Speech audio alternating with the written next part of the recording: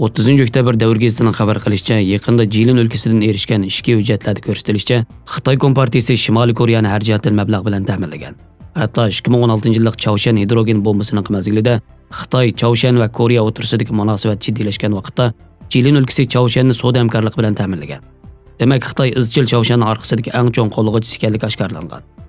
Davr gazeti erishgan Jilin o'lkasi uskunalar ishlab chiqarish va xalqaro iqtidor hamkorlik turi amir hujjatida ko'rsatilishicha, Jilin Chaoshanning Simot temir yo'l, tosh yo'l, yuqori sur'atli temir yo'l, port, o'q yetkazish va boshqa ul aslahalariga mablag' solgan.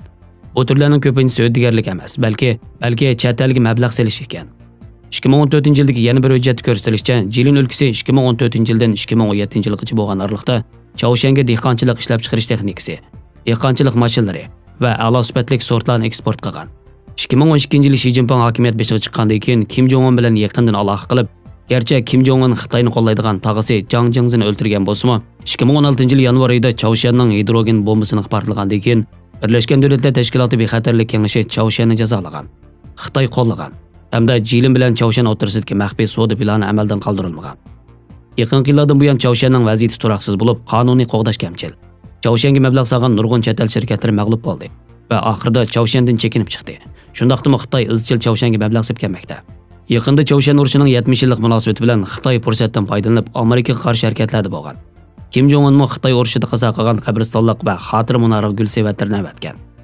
Kuzatuvchilarning qarashicha Kim Jong Un Xitoy bilan yuqori qatlamli hamkorlik o'rnatib, Shi Jinping bilan bo'lgan aloqani kuchaytirganligini, amaliyotda ularning siyosatda o'zaro foydalanish, tizginlash ehtiyoji borligi, Chaoshanning yadro bombasi bor. Shuning Xitoy uni qo'llaydi. Xitoy Amerika munosabati nacharlashgan bo'lsa-mu, Shi Jinping Chaoshanni ko'zir qilib Amerikaga jang e'lon qilganligi, Chaoshanmi Xitoyni vasita qilib Amerikaning jazosini bo'shatishni talab qiladiganligini ta'kidlagan.